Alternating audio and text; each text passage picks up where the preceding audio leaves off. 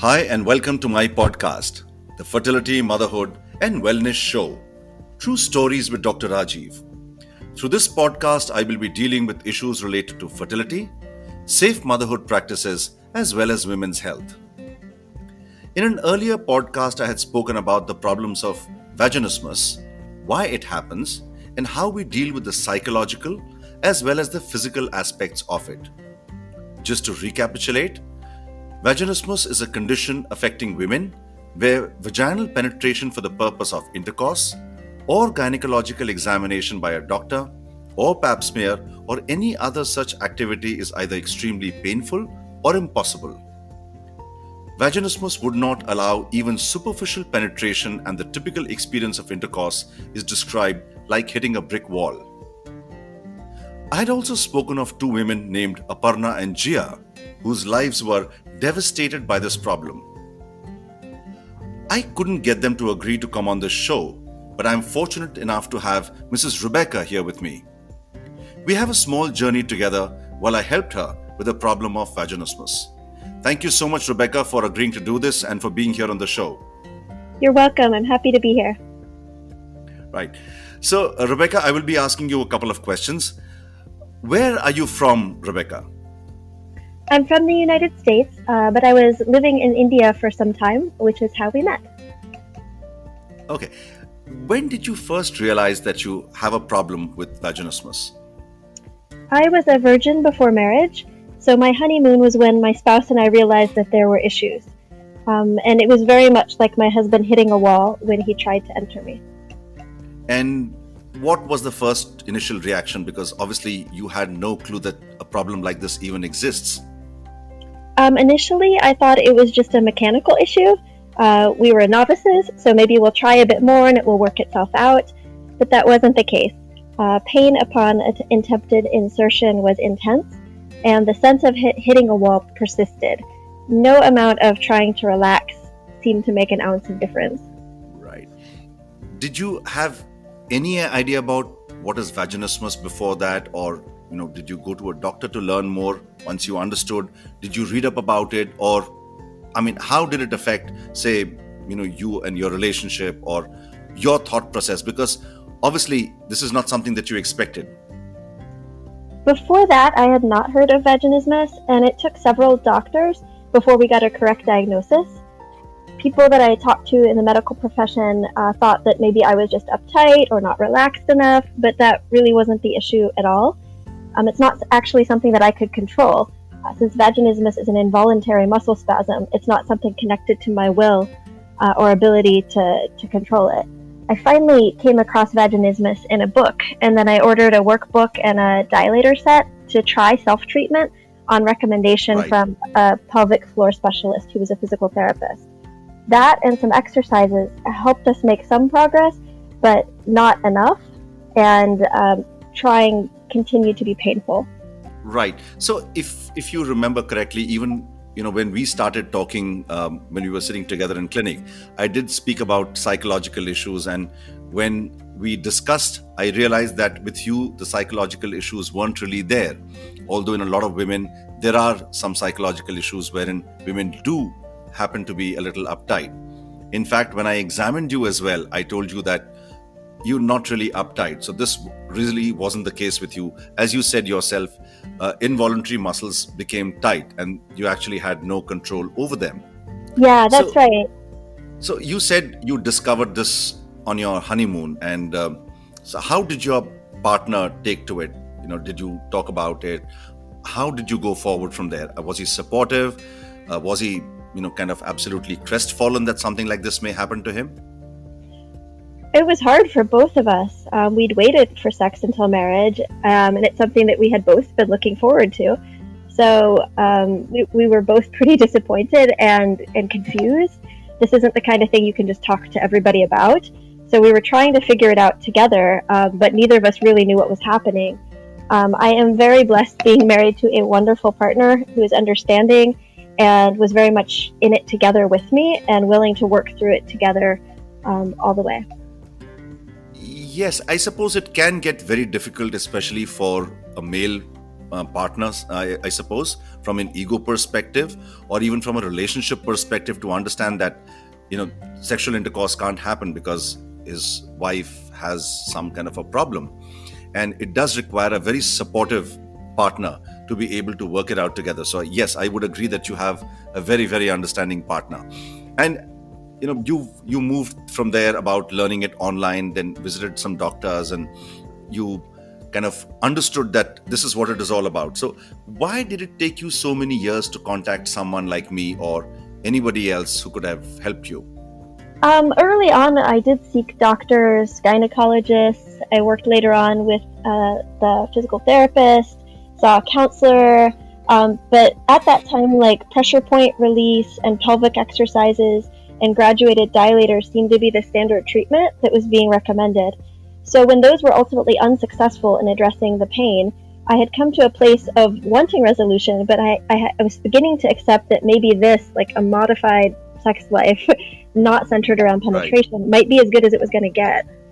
Just out of curiosity, I don't remember right now. How many years were you married before we met?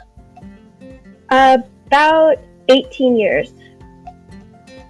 Wow, that's a very long time for someone to be very patient. Very patient. So, did you have any clue about Botox before we met? I was reading online, just kind of scanning to see if there was any news on updates for how to treat vaginismus, something that maybe wasn't there 5 or 10 years ago, and I came across some medical studies of Botox treatment for vaginismus, which seemed new to me. And so I started to read up on their efficacy and to find out if there was anybody near me who was doing this treatment. And that's how we met, I guess. Yeah, at that point, I mean, I've been in this struggle for 18 years, so I felt like there's nothing to lose in trying something new if it's out there. Right. Yes, of course. I'm thankful to you because it does take a lot to travel from one place to another with, just a few straws that you're clutching, a treatment that you've read somewhere. You're not very sure what you're getting into or who you're getting into that treatment with. Even if you say that you've got your back against the wall, it does still take a lot of that leap of faith is not that easy to take. So I think I would give you and your partner all points for it, for actually making that jump. And sometimes, of course, you've been in India. How long have you been in India before you went back to the US? Actually, we'd already been in India about 10 years. So we had kind of established a life there. We actually had a family by adoption. So we were fairly settled in India. Right. So the point I was trying to drive home is, sometimes it becomes a little difficult to have faith, although I do believe that standards of treatment in India medically are fantastic and at par with anywhere else in the world. But sometimes, pardon me for saying so, coming from the Western world, it does become a little difficult to have that trust and faith to say, I'm going to take that leap of faith, if I may use the word again. Thanks to you, of course, for doing that and for having that faith. Sure. I think in my situation, the faith that it took was to keep searching for answers because so many things we had tried and then it didn't quite work. And rather than just giving up, it was kind of a faith to persist and being open to trying. Of course. And how was your experience with the Botox? Did you read also about the fact that it's a snake venom, what it can do, and it in proper doses it can actually kill people, and you're going to actually have Botox injections in a very sensitive area. So did you know about this aspect of it before you came in? And then what happened with the Botox? What was your experience? Yeah, I had done quite a bit of reading about it. Of course, I've heard about Botox from like celebrities who get Botox injections for their face and things like that. And so it seemed kind of funny, the thought that it could be used in this treatment as well. But then I thought more about it, and if it's about relaxing muscles, then that is definitely in the business of what I wanted to be doing in that part of my body. So I thought it made sense that it could work, and I think it was worth trying, was how I felt about it.